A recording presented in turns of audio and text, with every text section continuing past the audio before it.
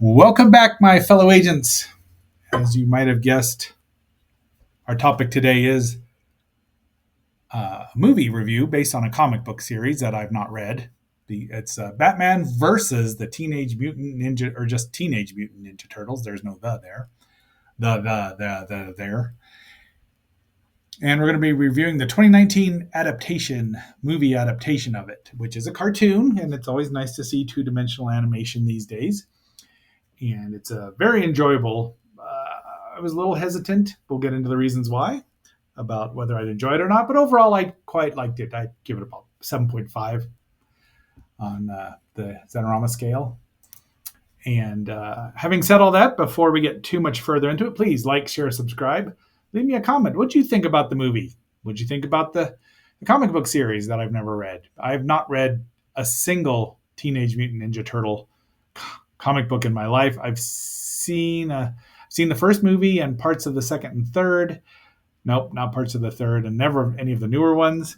And I've seen obviously a couple episodes of the cartoon, so I know who the main characters are. But other than that, I don't know. I know that they're all named after Renaissance painters, and they use one or two actual ninja weapons. Anyway, we'll get into that. So let's roll.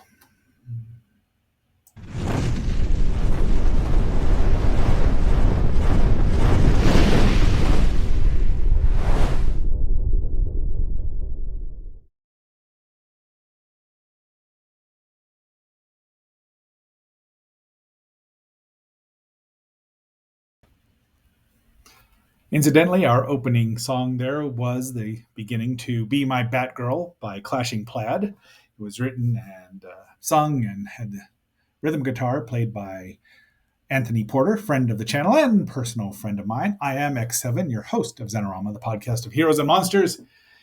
And I've known Batman since I was at least 2 or 3 years old. So between him and Spider-Man, they're the original superheroes in my life. So we start the movie on a full moon, and it's obviously designed to call into play the Batman the Animated Series because the dirigibles or zeppelins are present. They're omnipresent in the movie. I mean, it's a running joke with the turtles as to why they're there. But we've got one Barbara Gordon. If you're wondering why there's a Batgirl song in a Batman movie, she's there, and they get attacked at this laboratory by the Foot, which was a play on Frank Miller's The Hand. I do know a little about the Turtles, and before Babs can turn and change into Batgirl, she's taken out by some weird characters, or she's not taken out, but the Foot is. The Foot henchmen, but they still got away with the doodad thereafter. So she goes and tells Batman what's going on, and he's like, "What?" Now, this is not my favorite Batgirl costume at all. Period. End of story. It's the right colors. It's just clunky and more realistic or something. Batman, they go with his classic look, which I approve of. But why not Batgirl's? Because it's her new look. Then we get into the credits. So there's what it's based on and directed by Jake Castorina. So Batman here is played by Troy Baker, who also plays the Joker. And he's the first time that the same actor has played both of these characters in a movie. I'm not saying he's trying to copy the late Kevin Conroy, but he sounds like him, and it works. I mean, now all the other characters, I don't have any idea, except for Tara Strong and John DiMaggio. I've seen them before, but the rest of them, look it up on them. So he's going over the notes. Oh, and Alfred there is played by Brian George, who's played him in the past. I think he was in The Killing Joke, which I will never watch, and probably will never read the book again. But why that's canon is beyond me. So he's looking at this, and he's seeing these images of the turtles, but he doesn't know what they are. I do like the fact he's drinking coffee or whatever it is out of a Superman mug. So Superman has to exist in this current reality. The Turtles are studying the. There's LexCorp, Star Labs. I don't know. Powers was the place they were at, and Wayne Tech is the next one they figure will be hit. Batman gets ready to go, and there's the penny in the background from Two Face, the giant dinosaur, the robot dinosaur, which just makes me happy. I don't care for this Batmobile that much. 6 wheels, really, it's got 12 wheels because no 10 wheels. There's math is hard. So here's our first real look at the turtles. Now, I can't tell who is who except for Donatello because I liked him the most. So mostly I'm going to call them purple, blue, red, and yellow. It's just easier for me. Sorry, turtle heads. I just don't know them that well. I do know the Penguin, who is doing a mix of mostly the Penguin from the animated series. There's his henchman. He's got a nice rainbow colored. I like his rainbow colored umbrella grappling hook thing. But they're tricked. They're all holograms in there because at the Wayne Tech building because Bruce had already moved that doodad. And then he goes in, and I just like his kick there. That's how many foot soldiers there are. And Red shows up. He's the loner type of guy. Maybe that's I don't know which. It's Red. He sounds a lot like Wolverine. But the Gotham gang is not prepared for these terrapins from New York City. There's old Yellow with his nunchucks. The red one uses the sai. And they all have ninja stars, which actually the shuriken are a ninja weapon, yes. Nunchaku are not. Or nunchucks are not. And there's blue. I think that's Michelangelo. Maybe? Is he the leader? I think he's the leader. Yes. Um, so but Donnie, well, inside the building, while they capture Penguin's gang inside the building, Shredder makes his appearance. The movie's a little bloodier than I would have liked, but it's all right. I don't know what it was rated. It was released May 14th, 2019 digitally. I don't know when it came out on Blu-ray and DVD, and it runs 87 minutes. Then that's about right. It doesn't overstay its welcome. I had thought with the cast it has and the characters, it might get a little overcrowded, but they did a good job of balancing it out. So Shredder and Batman have a face-off. They're pretty evenly matched here. But Shredder calls up his chi and does a body-disrupting blast to Batman, which works. It makes him go all fuzzy. Unfortunately, it takes a lot out of the user because he's using most of his chi, so he has to replenish that, which is easy to do because it's present everywhere. It's like the Force, but original.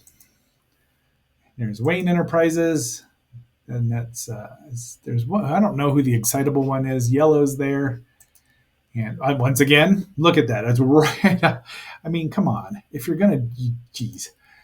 So purple is Donatello. That's the one I know, and he's got a staff or a bow, which he calls a bow staff, meaning he's uninformed by his master, who should know better, because bow is a staff. I mean, it means staff. Anyway, that's me. It's my issue. I'll deal with it. He sees the Batmobile and goes mental, and then guess who they run into? So here is our versus. The only part they fight. Blue is the leader, of course. So they're a good match, but he beats him. Yellow there gets thrown into pizza and eats it. Batman uses the Batmobile to zap Red. Taser or something, but he doesn't try to kill him. He also takes one of his sai. So meanwhile, Shredder goes back and they don't have the part because they don't know where it is. Now, Fly Guy here is Dr. Baxter Stockman. He's a mutate as well. But he's very funny. He's voiced by Keith Ferguson, and he sounds a lot like John Astin. I think he's going for that. But he's got some really funny lines. So we meet our two main miscreants, the malefactors of them all, who do not like each other, but they've joined forces to get Shredder wants the Lazarus Pit, and Ra's al Ghul. They call him Ross the whole time, so they did depart from the animated series. Ross wants the ooze, the mutagen, and they want one other ingredient, which we're going to go get to here in a moment. There's the ooze, and it works on one of the whatever his name, the League of Assassins or Clan of Assassins, whatever they're called. I like Raish. I get tired of him being a big bad. There's Ubu. It's always good to see Ubu. He didn't get to say infidel once though. Look who's watching. It's Robin. And at this point in time, if you don't know current history, you don't actually know who this Robin is. But it's Damien, like the 18th Robin. So the turtles are doing their research on Batman. There's the joke. Look at gotta get the old Joker card in there, and yellow or orange. I don't know which one he is. Draws. I do like this because he thinks he's really cool, but he could be bad, and he's got a scary voice.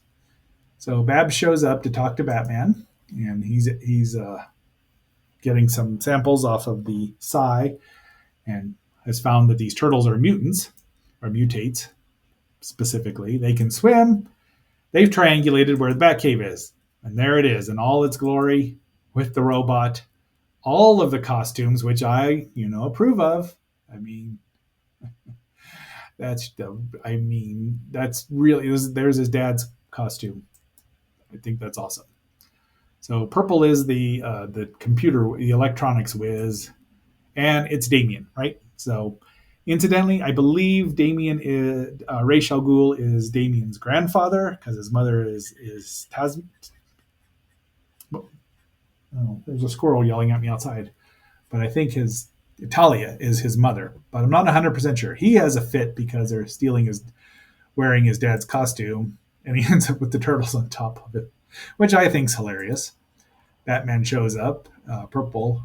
Donnie is scared of him, Donatello, and then back. So the whole gang's here. Now we cut over to Arkham Asylum, where Ra's has just decapitated a guard. So the violence is kind of casual and a little bloody. There's Shredder being. I mean, he didn't get to do this in the cartoon or the movie that I saw. So this is newer to me. Now I know that the original comic book was a bit more violent because it was just these two guys didn't know they were going to be, the head of a franchise. There's a bearded Mr. Freeze, who's again voiced by John DiMaggio, who I believe voiced the best Aquaman, because he's not outrageous here. So, geez, he's done a lot of voiceover work. Yes, Aquaman, yay, and Grodd and Vigil. He does a lot. So very, very, you know, it's nice that he turned what DC's King Aquaman, their Submariner clone, into a Hercules clone, but an underwater Hercules. Bane is here, boring. Scarecrow, I'm okay with. Two Face, I like Harvey. Poison Ivy, and, and I kind of wish I had saved this. Harley makes Shredder come over so she can talk to him because she wanted to make sure her makeup was right. And he says one of the funnier lines, "I hate Gotham." So, and then guess who they're going to get? There he is, who also is played Troy Baker, doing a very close imitation of Mark Hamill's Joker, except not quite as funny. Not so. If Alfred has to get the pizzas, yeah, I think Orange there destroys the. So, but he still saves it. Batman and Blue have a sparring. Red and Red Robin, they bond. Batgirl and Donatello bond and like each other because they're both smart. And there's Rage talking about the lava pit. There's Talia, and I don't know who these other boneheads are. It's probably people. Bronze Tiger, maybe. I don't know. It's probably explain more. So she doesn't like one of the running jokes is that Barbara doesn't like the word ooze and calls it mutagenic retrogen or something like that. While the turtles just keep calling it ooze, and she cringes every time. Blue actually knocks Batman down, and he says, "If when you're focused, you're really good. You're really good." He gives him the secret of the dim mock, or tells him, I know it's not really the dim mock because that's the death touch, but only Shredder and Master. I think you think I'd know his name. Splinter. Know it. Once again, Alfred gets the best lines and the best scenes because he's the funniest. You can see what caused the problem. Bat signal goes up. Batman doesn't want Robin or Batgirl eating pizza before they go out on a job, which you can be sure just enables them. There's Joker with his Joker toxin, Joker venom, whatever you want to call it, and they let him out. They give him a sample of the ooze. So poor Gordon is not expecting this. Turtles. And you'd think with everything he's seen, clay faces and man bats and things like that, he'd be prepared, but he's not. Off they go. They got to go to Arkham. There's the gang. Joker is free everywhere. He frees everybody. Dr. Harley Quinn puts it in the sprinkler system and mutates everyone. I thought for sure they were going to turn the Joker into another bat, a Joker bat, but they did not. Robin's all happy that he won. Harley's one of the babies, a laughing hyena, which is a nice callback. So he's like, be careful. He really didn't say that. I mean, Mr. Freeze is a polar bear. Isn't that a little too on point? And Bane shows up. I did like Bane. I can get behind this Bane as a cheetah or probably a jaguar because he's South American. Scarecrow gives Blue a blast of his fear toxin, which makes him see his brothers get eaten by crows. This made me laugh out loud. It was a great line. So, but unfortunately, he tries to stab him with the sai, and it doesn't do anything. Robin knows how to defeat Mr. Freeze because he just warms him up. These two just do a double hit combination. As you can see, Batgirl is clocking him with a weight, and Purple Donatello uses his staff. Batman gives Blue there's really fun stuff. The battles are fun. This is a fun part. Ivy turns into a version of Audrey from Little Shop of Horrors, but can't get anywhere because she's rooted. She can't reach him because he's rooted to the ground. So they just walk around her. And Two-Face has, of course, two hostages, but they're not. And then the Joker shows up as a cobra. Okay, that works. And then we get kind of a gross, creepy scene where they kiss each other. I mean, really. Ew. The turtles don't listen to him. They listen to Batman. They spring into action. And, of course, get zapped by the fake hostages. So they have to beat up Mr. Freeze again. She tells him to stay down, but he doesn't. Unfortunately, he gets frozen, and we're finally going to get it. And the Joker does this. You see the length of that frickin' needle? That would go clean through him. But he zaps him, and we're finally going to get an answer to this question right here. I have a question about Batman. Batman is a man who dresses up like a bat. Man-Bat is a part man, part bat hybrid. Now, if Man-Bat dressed up as a man to fight crime, would he be Man-Batman? No, he'd be Batman-Bat. But wouldn't Man-Batman just be a Batman that was bitten by a radioactive man? But Batman is a man. You're talking about a man who would have the powers of a man. That's just Man-Man. Well, isn't Man-Man just man? But what if Man-Man dressed as a bat? Well, that's just Batman. No, if a man dresses as a bat, that's Batman. But if Man-Man dresses as a bat, that's Batman-Man. So does that answer your question? Oh, I haven't asked it yet. I got to speed this up. We're 18 minutes into this. So there you go. They try to feed him there. But first Batman wipes out all of the villains. I mean, horribly. Except for Harley and the Joker. But they try to keep him occupied. They've got this to try. Unfortunately, they say it could kill him. But, they don't have a choice. Because he's going to kill everybody else. It takes him a while. There's a great shot of him. All right, so I like Robin beating up Harley, and Batgirl has had enough of his nonsense. So this fight goes on. It's a good fight. I mean, there's the turtles. There's enough humor in here. I was a little worried that we might not get the trademark turtle humor because Batman, of course, is notorious for not having a sense of humor. Finally, Yellow jabs him right in the heart, or Orange. I keep switching back and forth. He changes back,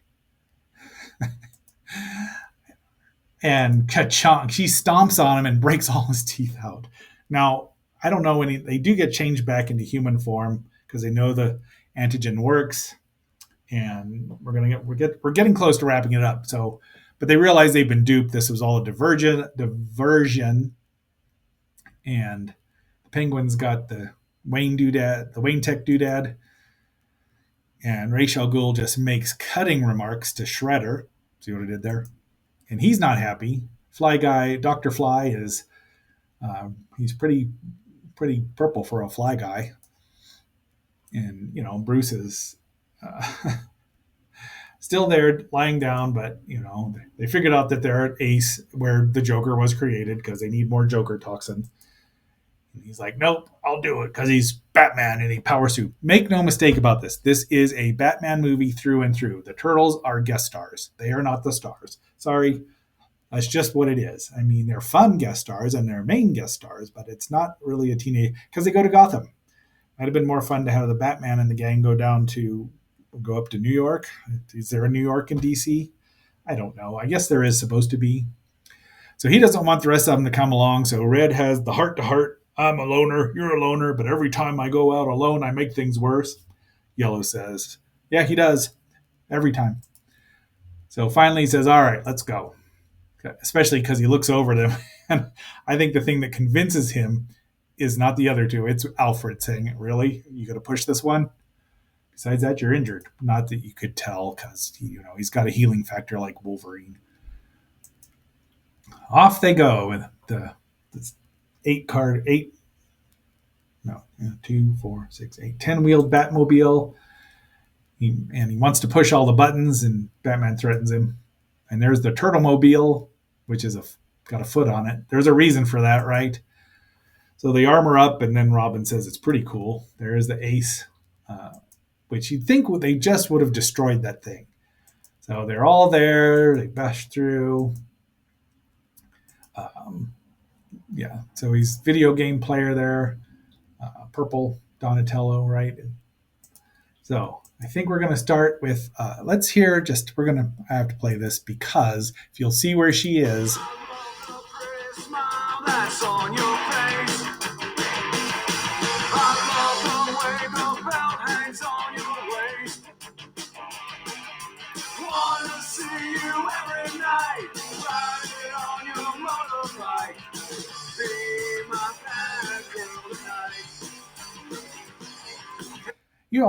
If you all haven't figured out how much I love that song, well, thank you, Anthony. I did confer with him about using this. So you can get all kinds of Clashing Plaid stuff on Bandcamp. And Anthony, 3-chord money. He writes great songs and just very enjoyable. So go look him up and tell him I sent you. One of the mutagens has turned one of the foot members into Devil Dinosaur, which, okay, that might be my reaction. Push all the buttons. Robin says, I wish I got to push all the buttons. There's some really good asides in here. The movie kicks into final gear here, and it's quite good. It's kind of violent. Finally, Batman has to slow him down because he's gone overboard. I think might have a touch of the ADHD. There he is. And Robin defeats Devil Dinosaur. Moon Robin. Who, would not be wearing any clothes when you're that big. Now, why a mutagen would do that to any of you would do that, but we don't know. There she is on her bike again.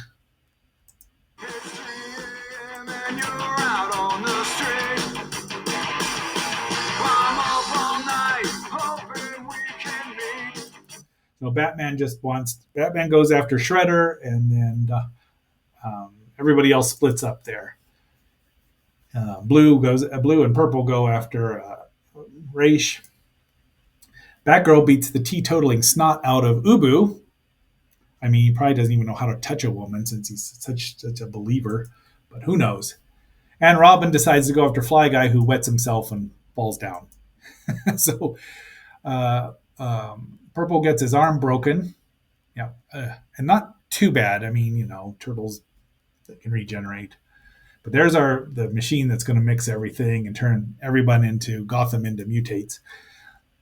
So Mikey, I think that's Mikey, goes up and he's like, get on here, stop it. He's like, I don't know how to do that.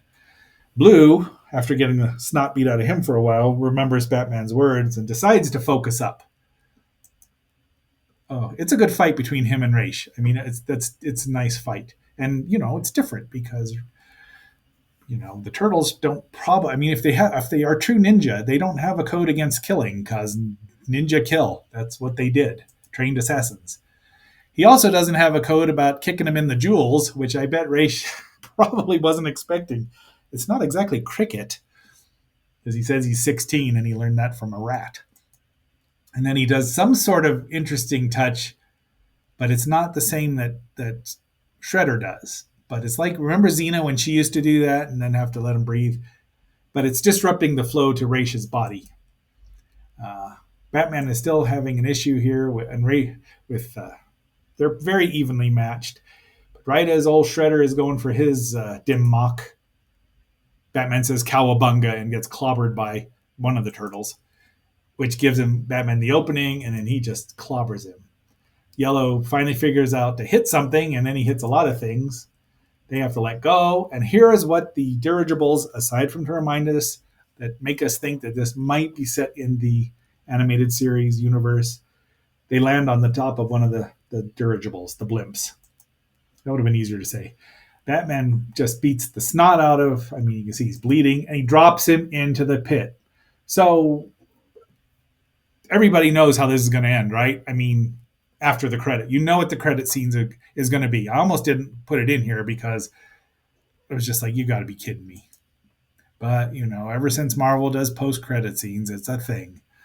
So they're like, Batman's like, we got to get out of here. So once again, Ace Laboratories blows up, and they should just raise that thing to the ground and let nature reclaim it. Batgirl's carrying Ubu. So they saved everyone's life. I'm assuming they saved Raish's life. That might put him in debt to the detective. I do like the fact that they didn't overdo it with all of the guest stars. And the villains, and it was really well done. Once again, a little violent for your humble agent, but So they're saying, okay, it's time for us to boogie out. Batman says, good job, well fit, well fought.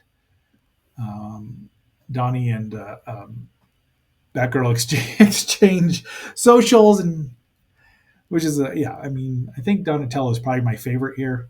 Of course, Batgirl. But Batman says, you can't go yet. We got to have a pizza party. Cool party. La la la la. So, and then he lets everyone, Batgirl and gives Robin a slice.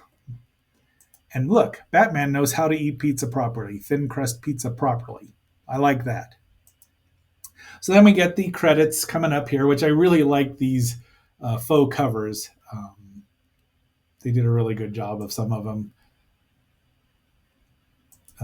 Like this one, I should say Batman and the Outsiders, because that's,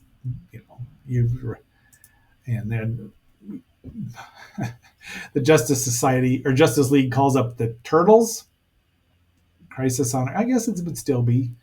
And then I think that's another Outsiders cover.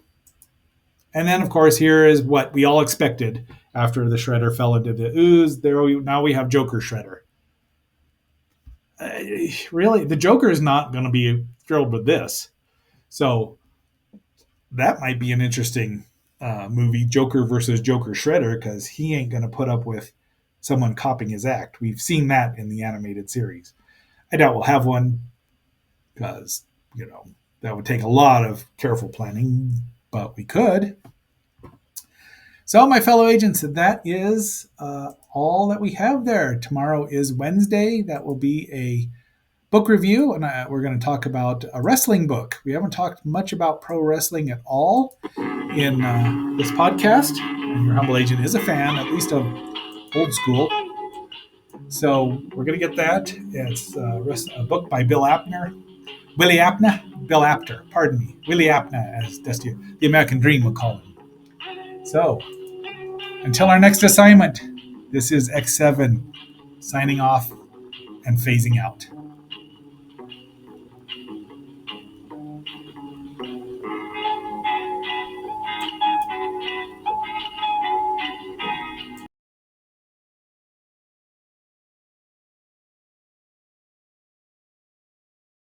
My question about Batman. What is it? If Batman were bitten by a radioactive man-bat and then fought crime disguised as man-bat, would he be man-bat, man-bat, man, or simply man-bat, man-bat, Batman? Is he still wearing the Batman suit under the man-bat suit? I'll be back.